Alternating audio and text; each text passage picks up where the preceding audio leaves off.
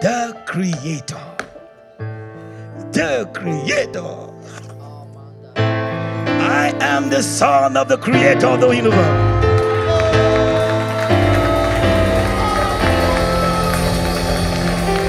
Écoutez, est-ce que vous savez pourquoi j'aime l'appeler le Créateur? Pour montrer qu'il n'y a rien d'impossible. Si c'est gaspillé, il peut recréer. C'est le Créateur. Ça, c'est son travail. Créer. Amener à l'existence qui n'existe pas. My Papa, Papa God. Ça, c'est mon Père. Ça, c'est mon Père. Quelqu'un acclame Papa Dieu. Alléluia! Nous avons un Dieu fantastique. Nous avons un Dieu merveilleux. Nous avons un Dieu incroyable. Oh, quand vous vous appuyez sur sa parole, et si vous tenez ferme, peu importe les vents, oh, très bientôt, vous croisez l'inexpectable, l'inimaginable. Vous rencontrez le tout à coup, le soudain contre toute attente, alors qu'on ne s'attendait pas. Le Dieu qui tient à son alliance. Oh, écoute, je ne sais pas comment a été 2015, mais j'ai quelque chose à te dire. Il est le Créateur. Il est le Créateur. Peu importe qui t'a laissé cette année, peut-être ton conjoint ou un ami, un fiancé est parti. Il est le Créateur. Il peut recréer une autre alliance. The Creator. Alors étends les limites de ta pensée. Le mot impossible n'est pas dans le vocabulaire du ciel. Le ciel, ils savent pas ce que c'est impossible. Parce que c'est justement là où la puissance de Dieu prend racine. Lorsque c'est impossible, il aime ce genre d'atmosphère où les choses semblent impossibles aux hommes. Quand c'est possible, Dieu n'est pas là. Il te laisse travailler. Ça, c'est ton domaine, c'est ton niveau. Il aime quand c'est dur. Quand tu as l'impression qu'il n'y a plus de porte, il n'y a plus de chemin, il n'y a plus d'issue. Lorsque la maladie, elle est incurable. Et les médecins, tous les médecins que tu rencontres te disent, c'est la fin, c'est le départ. Et soudainement, tout à coup, contre toute attente, Dieu le Créateur. Vous savez, et peu importe, même si un organe, même si un de tes organes est touché, le foie, le cœur, écoute, il n'est pas seulement le guérisseur, il est le Créateur. Il peut te donner un cœur nouveau, tout neuf, un foie tout neuf et des poumons tout neufs.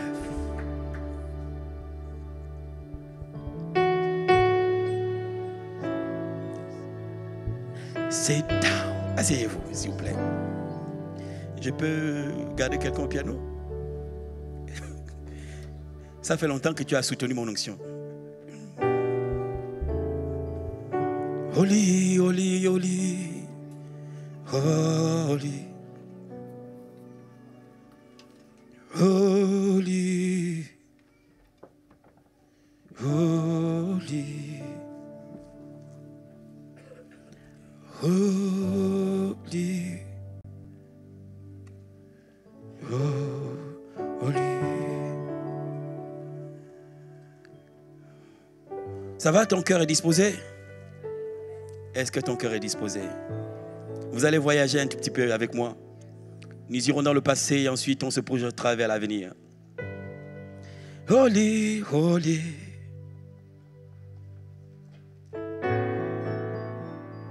C'est une grâce, vous savez, d'être dans la présence de Dieu. On dit le lieu très saint et c'est là où tu es. What a grace. Souvent nous ne le réalisons pas qu'on est dans la présence de Dieu. Mighty God. Souvent moi, c'est le miracle le plus grand que je ne cesserai jamais, c'est être le fils du Créateur. Le fils du Créateur. Too much. I am the son of the Creator. Il n'est pas seulement le sauveur, il est le Créateur. Si tu as un problème sur la colonne vertébrale, je ne sais pas trop, il est le Créateur. Son laboratoire, oh oui, il n'a pas fini d'en créer. Il peut te donner une colonne vertébrale toute neuve. The Creator.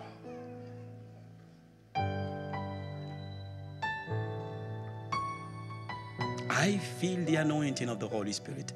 L'onction de Dieu en ces lieux. Je sens la présence de Dieu. Et je sais que les invités que nous attendions sont arrivés, les anges du Seigneur l'Éternel. Je sais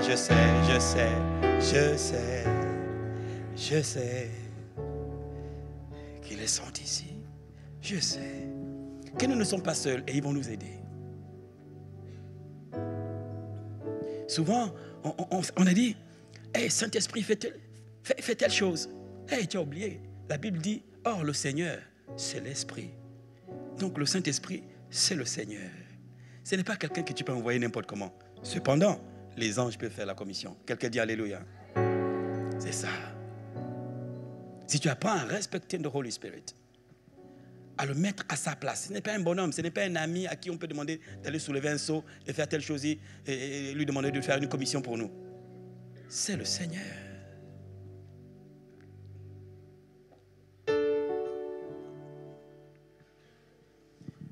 Ce que je vais partager aujourd'hui, je l'ai dit un tout petit peu hier, j'ai donné quelques versets.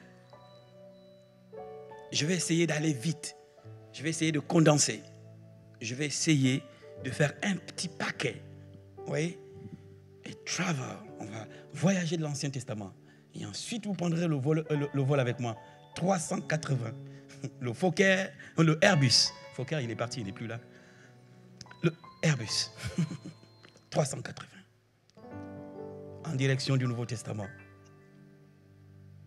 Quelqu'un prend avec moi Matthieu. Matthieu, chapitre 24, verset 37.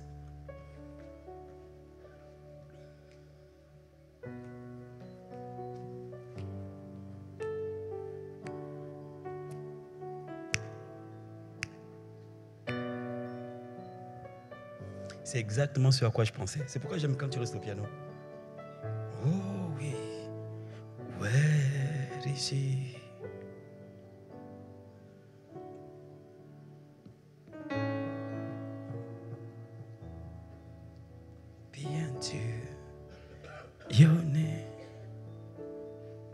Vous êtes à Matthieu 24, 37. Il dit comme au temps de Noé. Ça, c'est le Seigneur Jésus qui parle. Il dit ce qui arriva du temps de Noé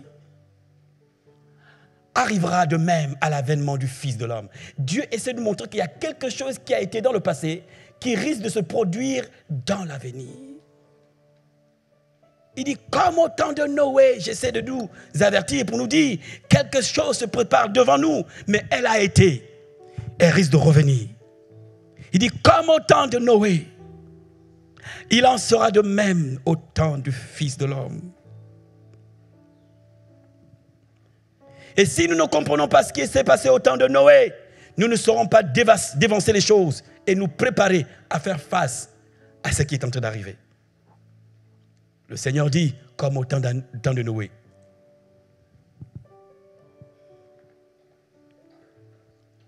Ce qui arriva du temps de Noé arrivera de même à l'avènement du Fils de Dieu.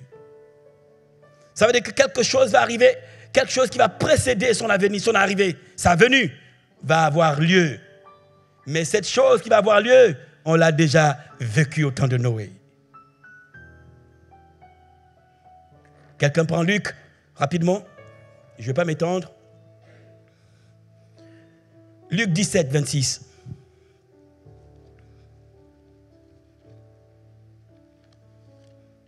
Ça va, vous me suivez?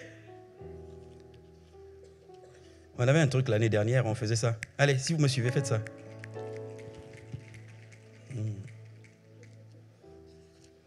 Be unto your name.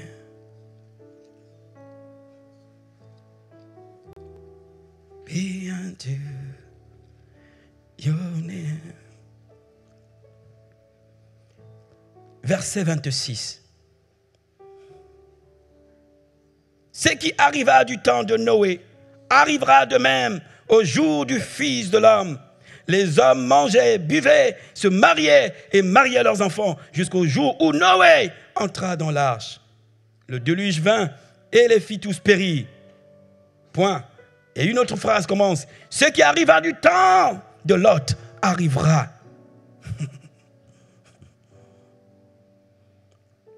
Pareillement, les hommes mangeaient, buvaient, chantaient, vendaient, plantaient, bâtissaient. Mais le jour où Lot sortit de Sodome, une pluie de feu et de soufre tomba du ciel et les fit tous périr.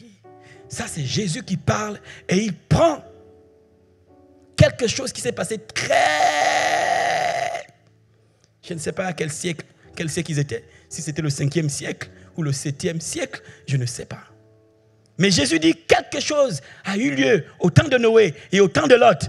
Il dit, ces choses qui ont déjà eu lieu vont précéder sa venue. Donc, devant nous, il y a quelque chose qui risque d'arriver, qui annonce que le Maître et le Seigneur est de retour. Et si nous ne savons pas ce qui s'est passé et quel était le comportement de ces hommes à cette époque, nous ne tiendrons pas. Quelqu'un m'entend ici? Si tu m'entends, fais ça. Tu ne pourras pas te préparer. Tu ne pourras pas faire face à ce qui arrive si tu n'es pas informé. Le problème, c'est que nous avons un Dieu prophète.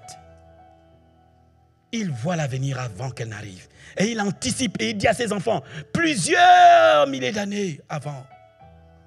Il dit quelque chose pour connaître que je reviens bientôt. Il y a quelque chose qui s'est passé au temps de Noé et Lot. Le comportement des hommes au temps de Noé et Lot va revenir. Ces mêmes esprits qui ont fonctionné et amené les gens dans ce comportement vont faire leur retour. Comme pour dire la colère que Dieu a eue en ce temps, ce sera pareil. Ils vont épuiser sa patience. Quelqu'un dit Amen. Et les choses arrivent devant nous, nous les suivons, nous les voyons, nous voyons et nous disons, oh Seigneur, viens bientôt. Mais tu as intérêt à lire la parole, ça devient trop sérieux. Il est temps que tu lises pour te préparer toi-même et ceux de ta maison. Je ne dis pas qu'il revient demain. Même s'il revient demain, c'est lui le Seigneur, il décide ce qu'il veut. Je dis seulement maintenant, il faut regarder le calendrier céleste. Maintenant, il te faut suivre ce qu'il a dit pour te préparer. Je ne parle pas de ce qui va arriver en 2016. Parce que le programme des ténèbres est lancé. Les institutions ténébreuses ont déjà déroulé leur programme et ne font que le faire. Et devant nos yeux, et nous voyons ce qui se passe. Mais nous sommes là et nous ne prenons pas conscience. Et nous disons, Dieu fera quelque chose. Mais est-ce que tu es prêt? Il va le faire, certes. Où seras-tu à ce moment? Quel sera ton comportement à ce moment-là? Quand la patience de Dieu va être épuisée. Voyageons. Allons dans Genèse chapitre 6. Je donnerai une partie aujourd'hui, l'autre on verra. Quelqu'un m'entend?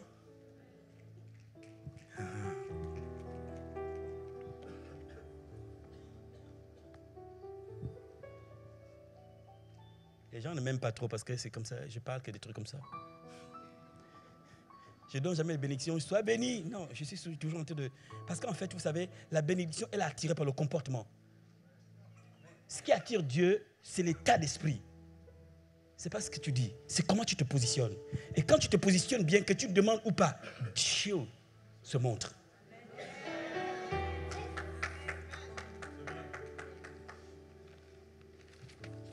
Mais les hommes vont épuiser la patience de Dieu. Vous imaginez, le Dieu, il dit qu'il est le Dieu lent à la colère, riche en bonté, mais ils vont quand même épuiser tout ça.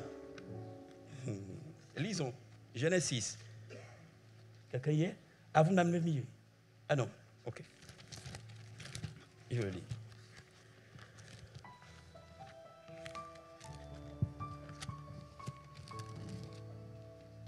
Carmen, à la fin, j'ai béni ton mari, ne t'inquiète pas.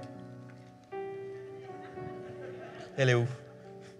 Ah, tu vois, c'est ça. Écoutez, Genèse 6, verset 1 dit, là maintenant nous sommes au temps de Noé. Ce qui s'est passé au temps de Noé. Il dit, lorsque les hommes eurent commencé à se multiplier sur la face de la terre et que des filles leur furent nées, les fils de Dieu virent que les filles des hommes étaient belles. Écoutez bien, on dit les fils de Dieu virent que les filles des hommes étaient belles. Et ils en prirent pour femmes parmi toutes celles qu'ils choisirent. Alors l'Éternel dit, mon esprit ne restera pas à toujours dans l'homme, car l'homme n'est que chair, et ses jours seront de 120 ans. Les géants étaient sur la terre en ces temps-là. Il en fut de même après que les fils de Dieu furent venus vers les filles des hommes et qu'elles leur eurent donné des enfants. Ce sont ces héros qui furent fameux dans l'Antiquité. Allô? Il dit les fils de Dieu. On ne parle pas des nés de nouveau. À ce moment-là, il n'y avait pas de chrétiens. Il est question ici d'anges. Maintenant, il y a une polémique entre... Pas une polémique. Certains disent, c'est les démons. D'autres disent, non, c'est les anges dans le ciel. À cette époque, les anges prenaient la forme humaine. Ce n'étaient pas des esprits invisibles. Ils venaient avec eux dans le sommeil. Non. Ils vivent, il y avait mariage. Il en prit comme femme. Écoutez, la Bible dit, ces femmes mirent au monde des géants. Après qu'elles aient eu des relations avec ces anges sous la forme humaine. Dites-moi, est-ce que cet enfant est humain ou pas? Allô? Il y a un croisement entre. Écoutez, ici, dénaturé, ce n'est pas la créature que Dieu a mis au monde. Quelque chose va arriver où soit les anges voulaient des enfants et ils ont aimé les femmes. Et ils sont... Quelqu'un m'entend ici? Parce que vous, les femmes, vous cherchez trop.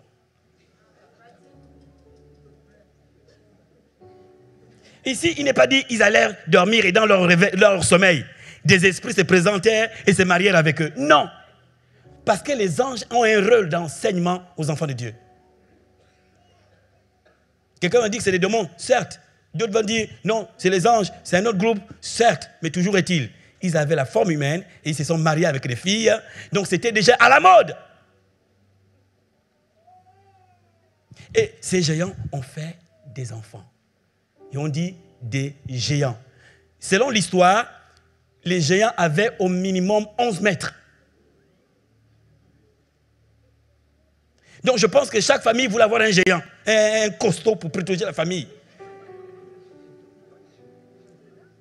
Vous savez, moi j'ai dit à Dieu, mais les hommes se mariaient. Est-ce que tu veux dire que le mariage est un signe? Mais depuis longtemps, les gens se marient et c'est un signe. Mais quand tu vas dans Noé, il dit comme au temps de Noé. Donc ça c'est des mariages contre. C'est-à-dire que ceux qui naissent ne sont pas complètement la créature que Dieu avait créée au départ. Ce n'est plus les descendants d'Adam. Il y a d'autres gènes. Et cela ne fonctionne pas comme les êtres humains. Parce que les anges ne vont pas préparer et manger. Allô? C'est des esprits. Il y a un croisement bizarre entre cet enfant, entre ses chromosomes et les chromosomes, je ne sais pas comment vous dites ça, son ADN est bizarre. Il n'a pas un ADN humain, il y a un côté divin chez lui. C'est pourquoi on dit que ce sont ces géants, ces héros qui furent fameux dans l'Antiquité. Ah. Donc ils ont existé. La Bible dit même qu'ils ont été fameux dans l'Antiquité. Il y avait des géants, les fils de Zeus, les fils de Mathé, les fils... En fait, ce n'étaient pas les fils des vrais dieux, c'était les fils des anges. Quelqu'un m'entend? Vous m'entendez? Mais il se pourrait que dans la suite, les gens vont aspirer à ça. Quand je pense que même dans les laboratoires, on cherche à avoir des hommes d'une certaine façon. On essaie de voir si on peut avoir des hommes. Allô? Quelqu'un m'entend ici? Il dit comme au temps de Noé, il y a quelque chose qui revient. Vous me suivez? Dans les laboratoires, on fait des recherches en ce moment pour voir comment modifier l'ADN de l'homme. et faire des hommes supérieurs, des hommes d'une certaine. On fait des expériences pour avoir des hommes moitié. Quelqu'un m'entend ici? Ah, bon, écoutez, moi je ne sais pas. Je ne sais pas si vous me suivez.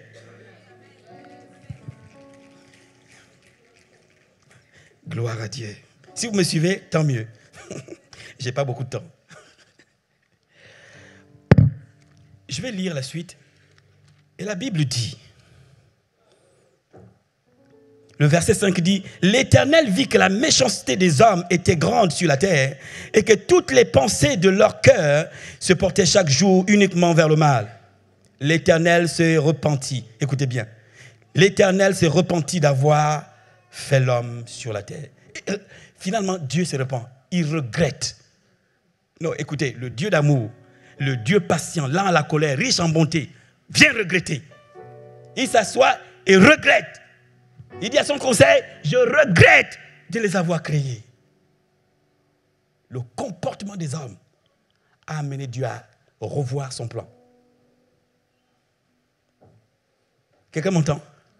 Ça va épuiser la patience de Dieu. Là, Dieu est patient, mais on va la lui épuiser. Il dit, avant qu'il arrive, le comportement des hommes, leur façon de vivre et de faire, va épuiser. Il dit, en son temps, quand il viendra, ce sera pareil. C'est pourquoi Jésus dit, quand je reviendrai, trouverai-je encore la foi? Parce que les temps vont être tellement difficiles que certains vont perdre la foi. Vous m'entendez? Jésus dit, trouverai-je encore la foi sur terre?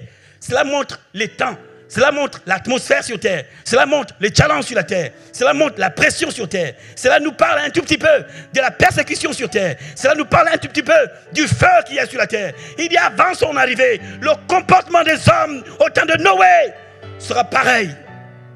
Et au temps de Lot, les gens se mariaient, mais quel mariage? Les gens buvaient, mais qu'est-ce qu'ils buvaient? Ces enfants, qu'est-ce qu'ils mangeaient et qu'est-ce qu'ils buvaient? Allez faire des recherches. Je ne peux pas vous dire ça là. Moi-même, j'étais choqué.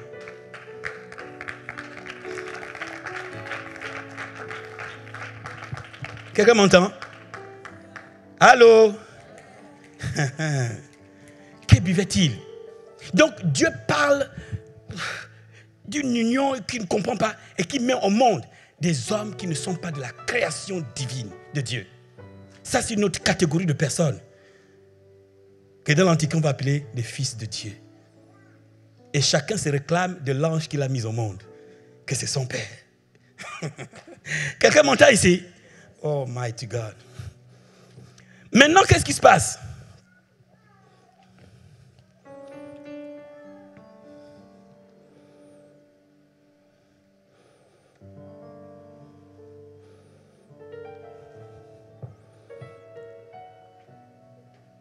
Le verset 8 veut dire, mais Noé trouva grâce aux yeux de l'Éternel. Et soulignez bien ça. La Bible dit, Noé trouva grâce aux yeux de l'Éternel. On ne dit pas que la famille de Noé trouva grâce aux yeux de l'Éternel. La Bible dit, accepte le Seigneur et toi et toute ta famille vous serez sauvés. Donc Noé, il aime le Seigneur et à cause de son amour pour le Seigneur, Dieu sauve la famille de Noé. La Bible ne dit pas que la femme de Noé était juste. La Bible ne dit pas que les enfants de Noé étaient justes. La Bible dit que Noé trouva grâce. Et parce qu'il a trouvé grâce, alors sa famille est mise dans le bateau à cause de Noé. Dieu décide alors de détruire. Mais dans la colère de Dieu, quelqu'un lui fait plaisir. Il s'arrête devant chez Noé. Et Dieu, comme je détruis ou je ne détruis pas. Mais Noé est quand même là. Mais Noé, un seul homme. Mais Noé. C'est comme Dieu peut venir et dire, cette famille, je ne sais pas ce qu'elle fait. Alors je vais la détruire. Et il te trouve à l'entrée. Et Dieu s'arrête à l'entrée comme pour dire, mais c'est vrai, je vais détruire la famille. Mais Noé. Mais Noé, à cause de Noé. C'est pourquoi Paul a dit, accepte le Seigneur, toi et toute ta famille. Il n'a pas dit que ta famille, c'est des gens bien et des gens droits, mais à cause de toi, eux, ils seront dans la barque. Quelqu'un acclame le Seigneur.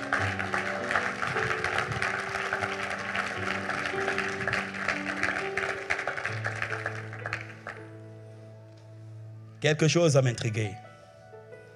Quelque chose va me faire réfléchir. Et Dieu met Noé et sa famille et les animaux dans l'arche. Donc, on a 8 personnes qui sont censées être des hommes saints, des gens qui craignent Dieu. Parce que la Bible dit après, ce sont ces 8-là qui vont peupler le monde. Et j'ai posé la question au Seigneur, ok, mais d'où viennent les fils d'Anak? Qui a encore amené la formule pour que Goliath soit encore parmi nous? Oh! Non, écoutez, la Bible dit les géants, c'était un croisement entre les anges et les femmes. Donc, à cause de la pratique, les pratiques qu'il y avait à cette époque, Dieu détruit la terre. Alors, disons, il ne détruit pas la terre, mais il y a eu le déluge. Le but, c'est anéantir tout ce qui avait été fait. Tout ce que le comportement des hommes et les gens qui marchaient bizarrement. Et Dieu a trouvé Noé. Et Dieu a pris toute sa famille. 8 personnes sont sauvées du déluge. Donc, en fait, on ne devrait plus avoir les comportements des gens bizarres l'autre côté après le déluge. Et j'ai dit à Dieu, mais pourquoi il y a encore les fils d'Anak? Ces géants viennent encore d'où? Puisqu'ils ont été tués par le déluge. Et je vais être surpris. Ça veut dire que quelqu'un a dû amener la formule de l'autre côté. Mais qui a amené la formule de l'autre côté? Qui, parmi les 8, a amené la formule de l'autre côté? Ils ont été sauvés à cause de la justice de Noé. Mais qui a amené la formule de l'autre côté? Allons à Genèse 9. On va aller vite. Ce truc-là, ça prend du temps, mais on va aller vite. Comme quoi, il y a des gens qui ont su prendre la formule et la mener. Et elle a traversé le temps. Let's go. Genèse 9. Vous y êtes? Donc en fait, on a 8 personnes qui sont sauvées du déluge. Le comportement bizarre où les femmes allaient vers les anges, ou les hommes, on ne sait pas ce qu'ils buvaient, parce que ce genre d'enfant, ou moitié homme, moitié ange, ça, je ne sais pas s'ils pouvaient griller les aliments et manger. Je ne sais pas quel était le comportement de ces enfants, mais ils ont créé un chaos.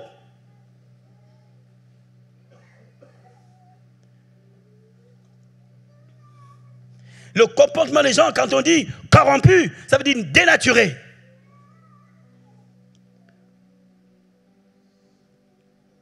Les gens avaient perdu la nature. Le rêve de Dieu était en train d'être détruit. L'ennemi avait trouvé le moyen pour détruire le plan de Dieu. Il avait trouvé des vaisseaux, des véhicules, des moyens pour détruire et arrêter la multiplication de la race humaine.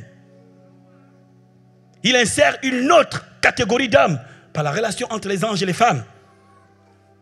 Et ils ont créé le chaos. Et la Bible dit, et Dieu se repentit d'avoir créé l'homme. Voici le Dieu qui vient de créer toute la terre. Et il a fait l'homme. Il se repent. Ça c'est dur. J'ai dit le Dieu d'amour, lent à la colère et riche en bonté, finalement se repent d'avoir créé l'homme et amène le déluge. Mais à cause de Noé, il sauve la famille. Lisons Genèse 9.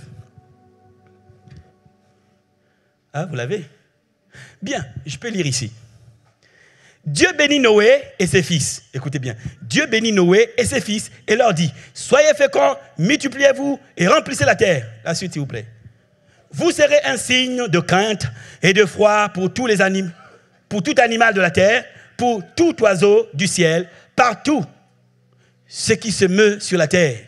Et pour tous les poissons de la mer, ils sont livrés entre vos mains. La suite. Tout ce qui se meut, c'est la même chose. Et qui a vie vous servira de nourriture. Je vous donne tout cela comme l'herbe verte. Attendez, allez au verset 6 directement.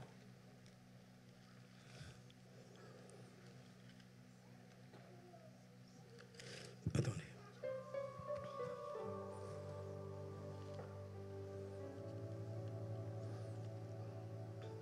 Allez au verset 21.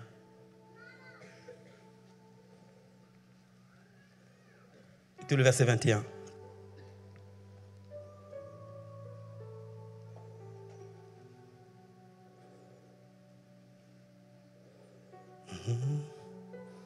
Écoutez bien. Il but du vin, on parle de Noé. Il but du vin, s'enivra et se découvrit au milieu de sa tente. Vous savez, je me suis arrêté sur ce verset pour essayer de comprendre ce qui s'est passé ici. Parce que j'ai 8 personnes qui ont été sauvées, n'est-ce pas? Certains comportements, on ne devrait pas les voir. Ici, quand je vois, il but du vin, s'enivra, ok, il est saoul, et s'est découvert au milieu de la tente, ok, il a enlevé les habits. C'est pas comme ça, vous comprenez ça? Bien. Maintenant, on va regarder, j'ai dû aller chercher en hébreu le verbe se découvrir. Pour comprendre exactement ce qui s'est passé ici. Je ne peux pas comprendre. Lisons la suite. Il but du vin, s'enivra. Cham, le père de Canaan. Ça aussi va attirer mon attention.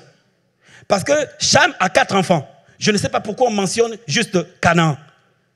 On dit Cham, le père de Canaan, vit la nudité de son père. Il le rapporta dehors à ses 2 frères. Vous savez, dans la Bible, chez les Hébreux, lorsqu'on colle le nom d'un enfant à un père, c'est que l'enfant a été fameux. C'est pourquoi vous prenez Ésaïe, fils d'eux. Et pourtant, le père doit avoir plusieurs enfants. Mais on cite celui qui a émergé, soit en bien, soit en mal.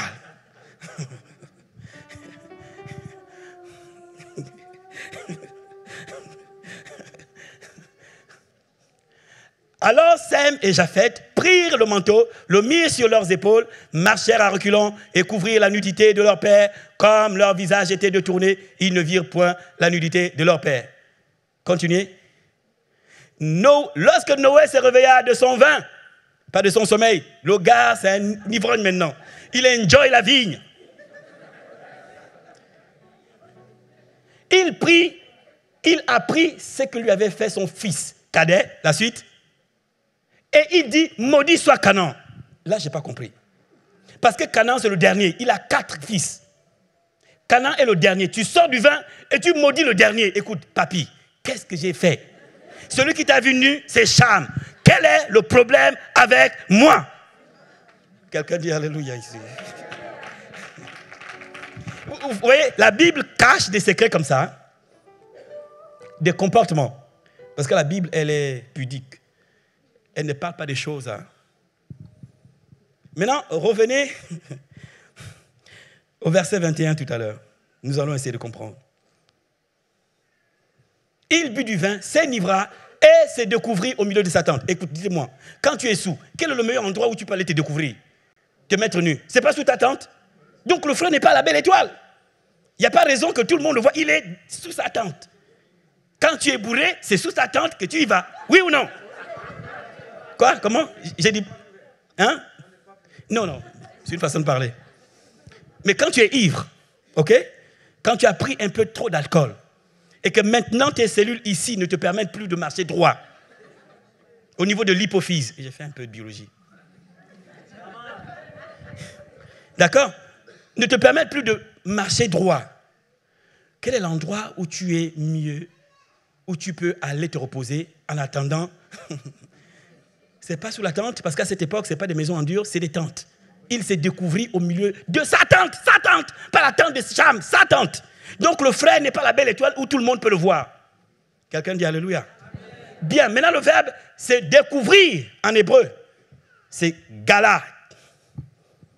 Galat, ça veut dire G-A-L-A-H, qui veut dire quitter, qui veut dire exiler, ça veut dire partir. Le frère but du vin et quitter la maison. C'est découvrir au milieu de sa tente, ce n'est plus être là, présent. Le frère aime le vin et il n'est plus à la maison. Maintenant, on va découvrir qu'est-ce que la Bible appelle découvrir la nudité de son père. Lévitique, chapitre 13.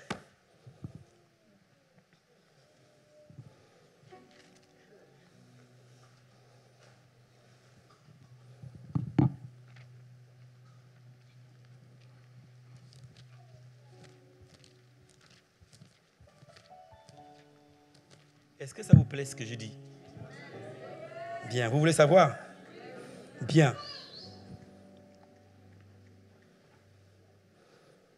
Prenons Lévitique 18, pas 13, mais 18. 18, 6 à 8.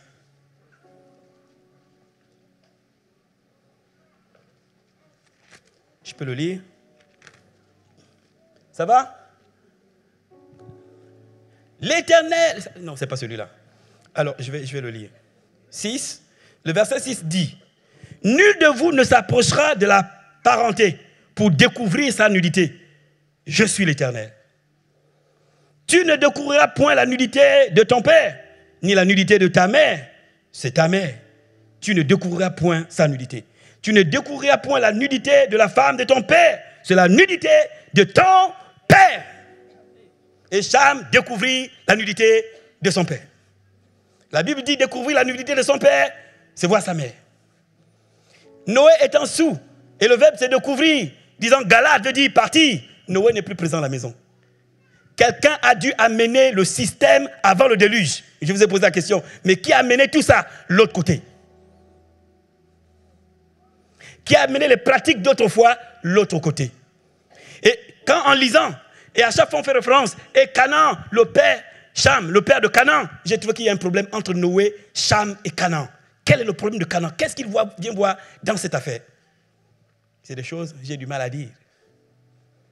Mais en réalité, c'est vrai. Parce que tu ne peux pas comprendre la colère de Noé sur Canaan. Parce que l'aîné, ce n'est pas Canaan.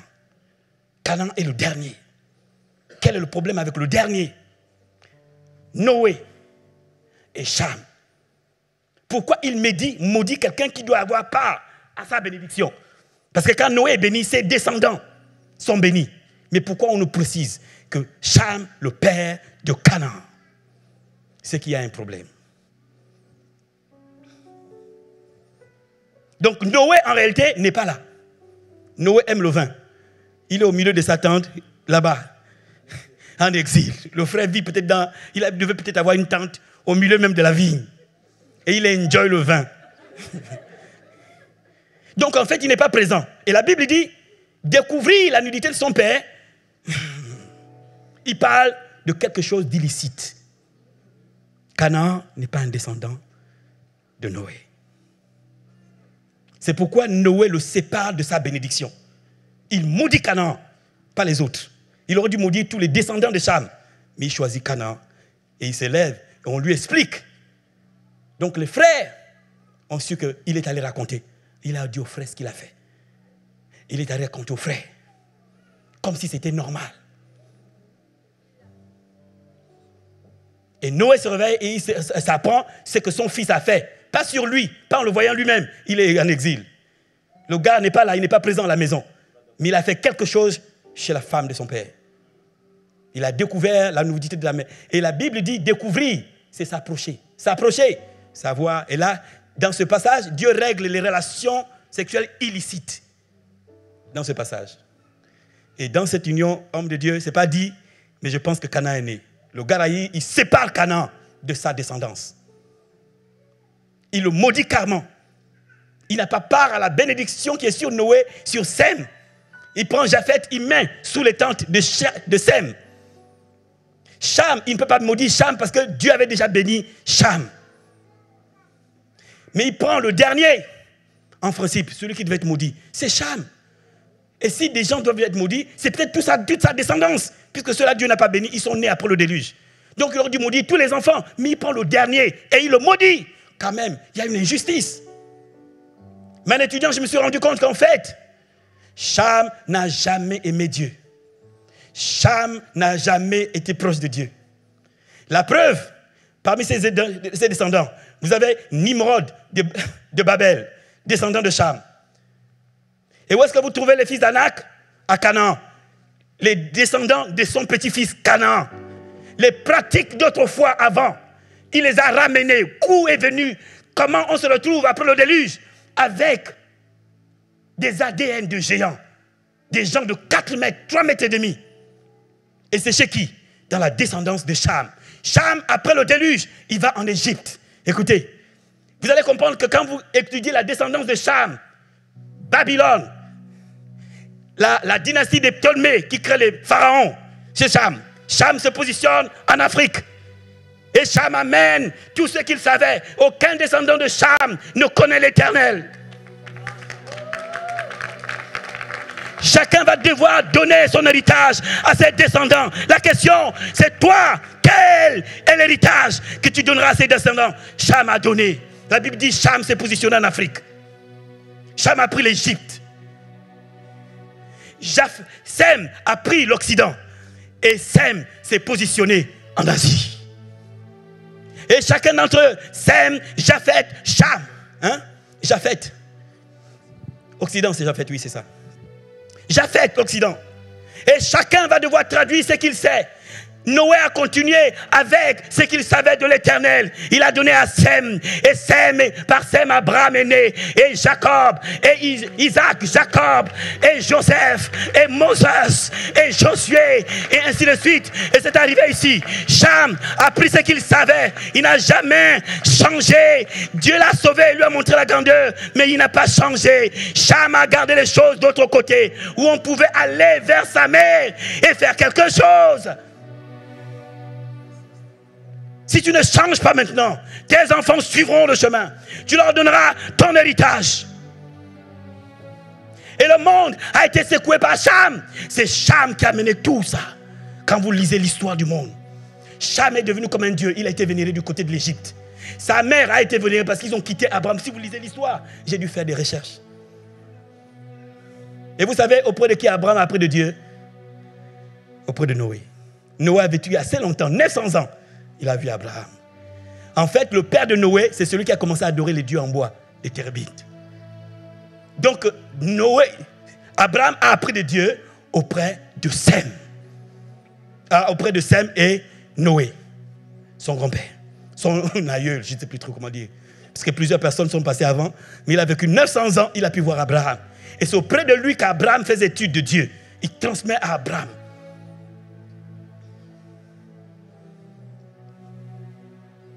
Aujourd'hui, on te dit change. Tu ne veux pas changer? Ok. Tes enfants feront tes mêmes erreurs. Parce qu'ils te voient y faire. Ils prendront ça. Ils pensent que c'est normal. Si tu aimes l'Éternel, tes enfants vont suivre. L'un d'entre eux va prendre le bagage et transmettre. Et dans ta lignée, il y aura quelqu'un. Et à chaque fois, la lignée.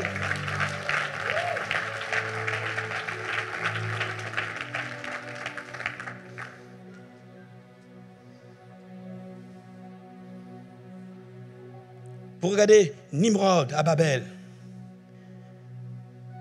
Ninive, celui qui a mené, c'était un descendant de Cham. Avant que l'Éternel n'envoie Jonas, le chef de Ninive, c'est le descendant de Cham. Il n'y a pas un seul de ses enfants qui a craint l'Éternel et transmis l'héritage d'Éternel. Cham a gardé. En fait, selon l'histoire, je ne sais pas si c'est vrai, ça peut être contesté, mais sa femme, sa mère est la première à starter. Parce qu'ils ont continué avec les pratiques d'autrefois, où les gens étaient divinisés. C'est ça.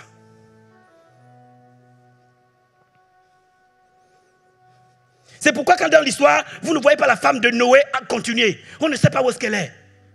On voit la femme d'Abraham, mais la femme de Noé, c'est juste où est sa femme. On cherche la femme de Job, on ne sait pas où est-ce qu'elle est. La seule fois où on entend parler, c'est pour dire n'importe quoi. Job dit maudit Dieu et meurt. Comment quelqu'un qui connaît Dieu peut dire à un serviteur de Dieu maudit Dieu et meurt? Si le bagage n'est pas mauvais, si le bagage est mauvais, ce qui sortira de toi, c'est pareil. Tu puiseras dans ton mauvais trésor et tu donneras. Si le trésor est bon, tu puiseras dans ton bon trésor et tu le donneras. Le temps est venu où tu dois renflouer le trésor de la maison de Dieu et le transmettre à ta génération. Si Dieu ne revient pas, tout de suite, il y aura des hommes d'affaires puissants dans la connaissance de Dieu, des prédicateurs de l'évangile. Tout dépend du bagage que tu as maintenant et comment tu le transmets aux enfants. Quelqu'un m'entend ici. Mais la Bible dit, comme au temps de Noé, quelque chose se présente devant. Il dit ce qui est arrivé au temps de Noé, ce genre de comportement, où les enfants peuvent aller sur la maman, où les frères peuvent aller sur la maman, is coming. It is coming. It is coming. Et si tu n'éduques pas tes enfants, tu vas voir ça dans ta famille.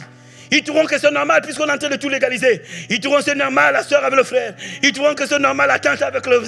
Ils trouveront que c'est normal que maman avec... Ils trouveront que c'est normal que papa soit avec... Ils trouveront normal que... Il dit, it is coming. Jésus a dit comme au temps de Noé. Ce qui arrivera du temps de Noé arrivera aussi au temps de l'arrivée du Fils de l'homme. Es-tu prêt?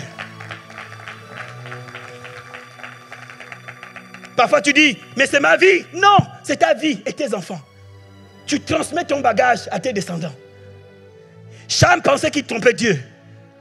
Et j'ai compris la colère de Dieu. Dieu a dit à Israël, tuez tous.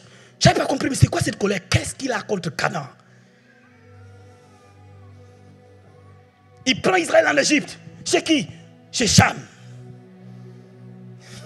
En fait, c'est les enfants d'une même famille qui se combattent. Et regardez ce que l'Égypte a amené. Des pratiques. Regardez ce genre de pratiques. Regardez les gens de pratique. Les gens étaient devenus des dieux. Le pharaon est devenu un dieu. Où est-ce qu'il a eu la pratique? C'était un descendant de Cham. Et Cham lui a montré comment ça se passait autrefois. Sinon, ça ne s'explique pas aujourd'hui que les gens aient un tel contact avec des esprits. Si quelqu'un n'avait pas gardé la formule après le déluge, parmi les 8, quelqu'un a amené le bagage que Dieu a cherché à détruire pour le déluge, l'autre côté. Dis-moi, as-tu reçu le bagage? Est-ce que le bagage de Cham est dans ta maison? Est-ce que là où tu vis, il y a le bagage de Cham? Parce que si tu as pris le bagage de Cham et ni celui d'Abraham, ce qui va arriver dans ta maison. Quelqu'un m'entend ici?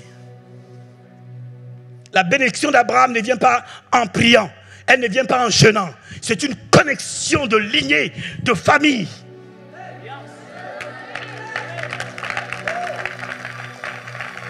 C'est un comportement chez Abraham. Et c'est naturel chez Abraham que les descendants soient dans l'alliance d'Abraham. Il dit à Moïse, je suis le Dieu d'Abraham.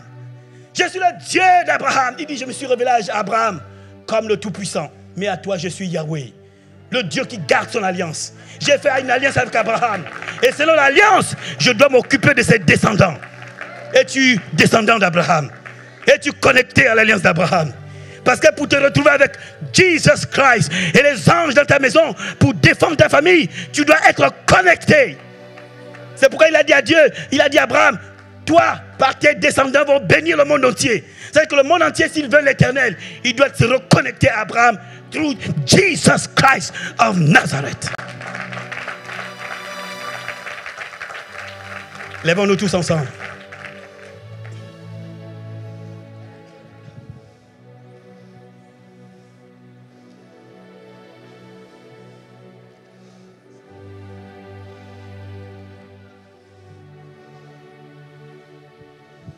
Et je voudrais que tu pries maintenant. Tu pries pour toi, pour tes enfants. Et tu essayes de voir le bagage que tu as dans ta maison. C'est quel bagage que tu transmets à tes enfants? Est-ce que tu as pris des choses de Cham que tu expliques à tes enfants? Ou tu as pris les choses d'Abraham que tu expliques à tes enfants? Lesquelles tu expliques à tes enfants? Ce que tu donnes à tes enfants, c'est ce qu'ils vont devenir. De génération en génération, on verra l'héritage de Cham chez toi. Si tu t'es connecté à Abraham, de génération en génération, on verra la bénédiction d'Abraham. À quelle bénédiction tu t'es connecté? Quelles sont les pratiques dans ta vie et dans ta maison? Que pratiques-tu? Est-ce que c'est la lumière des Écritures? Mais quelque chose se pointe. La Bible dit, le comportement des hommes à la fin des temps, avant l'arrivée du Seigneur, sera pareil comme au temps de Noé. Et il dit dans Luc, comme au temps de Lot. Le comportement des hommes. Ils ont épuisé la patience de Dieu. Dis-moi, épuises-tu la patience de Dieu? Es-tu parmi ceux qui sont en train d'épuiser la patience de notre Dieu?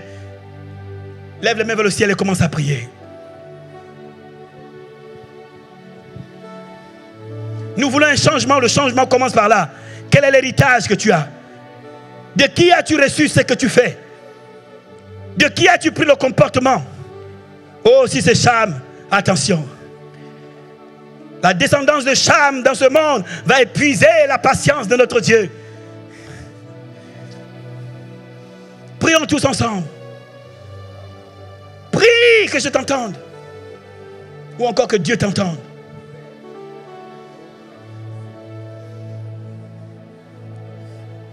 Prie. Tu sais, si tu le dis avec tout ton cœur, Dieu te voit. Il y a des choses que tu n'auras pas besoin de prier. Tu n'auras pas besoin de demander, Seigneur, je veux ta présence, parce que c'est naturel chez les descendants d'Abraham. Dieu leur a promis que je serai là. Il dit, je serai avec toi. Alors que j'étais dans des temps difficiles et une oppression mortelle, j'étais là, je criais, Dieu, souviens-toi de l'alliance, souviens-toi. Et soudain, quelqu'un est venu et je l'ai vu avec mes yeux. Dieu a envoyé Michael. Michael est arrivé, je le vois, j'ai dit Michael, et il disparaît. Et il vient derrière moi, il me parle en anglais. Il me donne la solution. Envoyé par le Dieu d'Abraham, le Dieu d'Isaac et de Jacob. Dans the day and this day, Le Dieu de Moïse s'est exprimé. Le Dieu de Moïse est venu chez moi. C'est la preuve que je suis dans l'alliance. Le Dieu de Moïse est venu. Le Dieu d'Abraham est venu, prouvant ainsi que je suis connecté à l'alliance. Parce que n'importe quel Dieu ne peut pas venir chez les descendants d'Abraham à cause de l'alliance. Il envoie le Dieu d'Abraham. Mais dis-moi, tu invoques Dieu. Quelle est l'alliance qu'il y a entre toi? Parce que si tu es connecté à Cham, le Dieu de Cham viendra. Le Dieu de Cham et de Canaan viendront chez toi. Tu auras oppression, tu auras attaque. Mais si tu es du descendant d'Abraham, Dieu a dit, je ne t'abandonnerai, je ne te délaisserai, je serai avec toi comme j'étais avec Moses, à cause de l'alliance.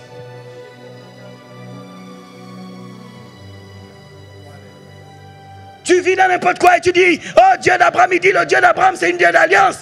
C'est à cause de l'alliance avec Abraham que je viens. As-tu une alliance avec le Dieu d'Abraham?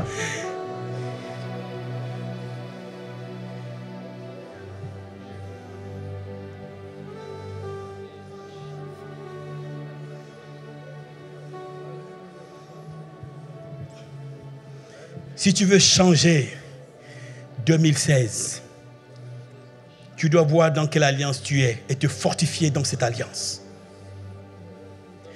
Enfin que lorsque tu invoques le Dieu avec qui tu es alliance, si c'est le Dieu d'Abraham, the Almighty God will show up. Il te défendra. Je comprends pourquoi David dit celui qui demeure, pas tout le monde, mais celui qui demeure. Il n'a pas dit à tout le monde qu'ils auront la protection du Tout-Puissant. Il a dit celui qui demeure. C'est à celui qui demeure sous l'abri du Théo, repose à l'homme du Tout-Puissant. Ce n'est pas tous ceux qui peuvent invoquer qui ont la protection. Seuls ceux qui demeurent. Es-tu dans l'alliance? Demeures-tu dans l'alliance? Il dit celui qui demeure. Celui, pas tout le monde, celui qui demeure repose à l'ombre du Tout-Puissant. Mais écoutez, la Bible dit dans Psaume 92, il dit, plantés dans la maison de l'Éternel, ils fleurissent comme des oliviers verdoyants. Plantés dans la maison de l'Éternel, enracinés, connectés, personne ne peut les déraciner de là. Il dit ceux-là, ils fleurissent. Ils n'ont rien demandé. Mais parce qu'ils sont plantés, parce qu'ils sont enracinés, alors ils fleurissent. Tu n'as pas besoin de demander, Seigneur, bénis-moi. C'est naturel chez Abraham. Il y a un problème avec l'alliance. Il y a un problème avec l'alliance que tu as. Il y a quelque part, tu as dû briser l'alliance. Come back to the covenant of God.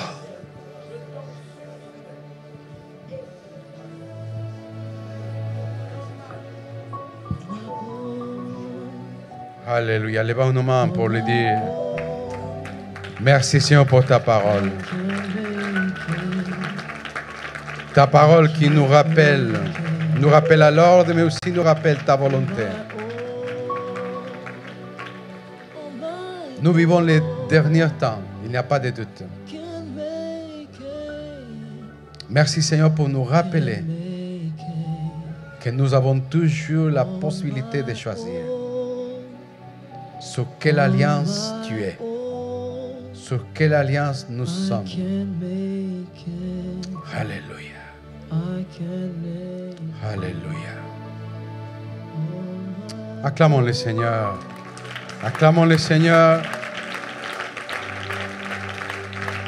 Alléluia. Alléluia. Car même si on ne comprend pas toutes les choses, une chose est vraie. Nous sommes dans les derniers temps et le Dieu que nous servons, c'est le Dieu de l'alliance, le Dieu d'Abraham, d'Isaac et de Jacob. Nous sommes sur l'alliance, une alliance meilleure encore, sur le sang de Jésus. Mais nous devons être attentifs. Le pasteur nous a parlé concernant les pratiques. Quelles choses sont pratiques à la maison? Parfois on dit c'est la culture, ça ne sert à rien. Si on n'est pas d'accord avec la parole, ça ne sert à rien. Ça peut mener à une malédiction. Et la question aussi que l'homme de Dieu nous a proposé, c'est quel est le bagage que nous allons transmettre à nos enfants. Ça nous concerne à nous, mais ça concerne aussi nos enfants, nos descendants. Merci Seigneur pour cette parole. Dieu est un Dieu d'alliance. Dieu est un Dieu vivant. Nous sommes sous la meilleure alliance. Et je voudrais vous inviter pour que ces moments-là, pendant qu'on est en train de parler avec le Seigneur concernant cette parole, nous puissions nous approcher pour donner notre offrande, pour lui dire oui, tu es un Dieu d'alliance. Nous sommes le 30 décembre, tout près de la fin de l'année. C'est le bon moment pour regarder, faire les points. Qu'est-ce que nous sommes en train de faire? Et pour bien choisir le camp de Dieu, c'est là où nous voulons vivre. Prions avant de donner notre offrande. Merci Seigneur pour ta parole, car tu es le Créateur. Tu es celui aussi, comme le pasteur a prêché, celui qui change tout à coup une situation. Mais aussi Seigneur, c'est toi qui nous donne d'être attentifs, nous appelle à être attentifs. Nous sommes dans les derniers temps et nous devons ouvrir nos yeux spirituels, mais aussi faire les points. Maintenant, Seigneur, nous te remercions pour ta parole, nous te remercions pour les choses que tu nous donnes, et de ce que tu nous donnes, nous te donnons aussi l'offrande que tu le mérites. Merci, Seigneur. Dans le nom de Jésus. Amen. Vous pouvez vous lever, vous pouvez vous bouger et vous approcher pour donner l'offrande. Alléluia.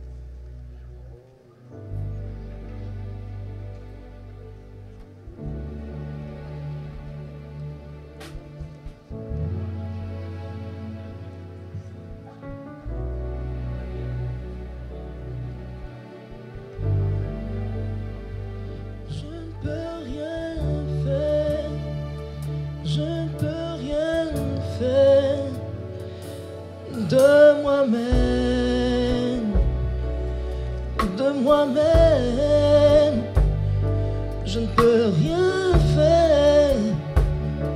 Je ne peux rien faire. On va s'élever dans l'attitude d'adoration. Mais avec toi, Seigneur. Mais avec toi, Seigneur. Eh oui, c'est vrai. Je peux le faire. Je peux le faire. Avec toi. Avec toi. Je peux le faire. Je peux le Oui, Seigneur. faire. Avec toi. Oui, avec toi.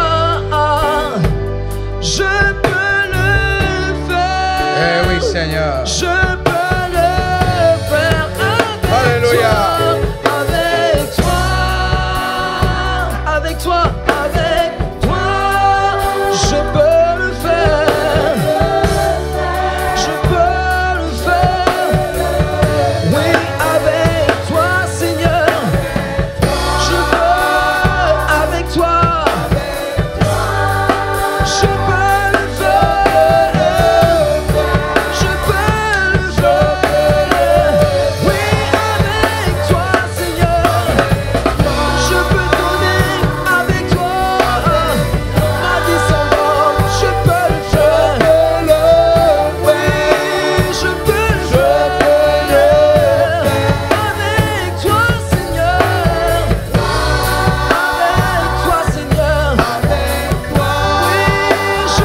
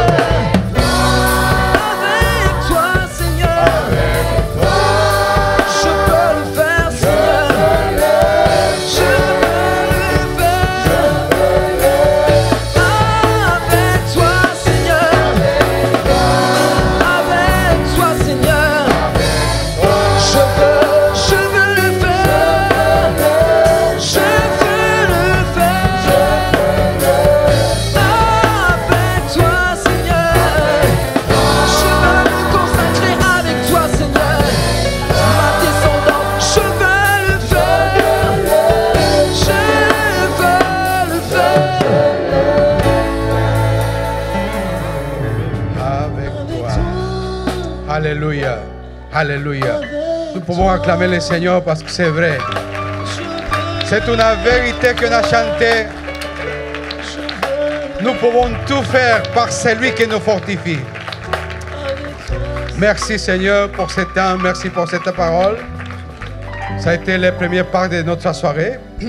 Et merci Seigneur, ce moment-là, nous avons l'opportunité d'avoir aussi la deuxième partie. Je ne sais pas si c'était l'entrée ou les plats forts, mais maintenant ça vient aussi de la part du Seigneur. En homme de Dieu que Dieu a mené pour cette conférence internationale de la nouvelle année, pour nous parler de sa part. J'invite au prophète Arthur Niamian qui va nous parler de la part du Seigneur, ce que Dieu a pour nous, afin de répondre à la question, que dit Dieu concernant cette nouvelle année? Sous vos acclamations, pasteur.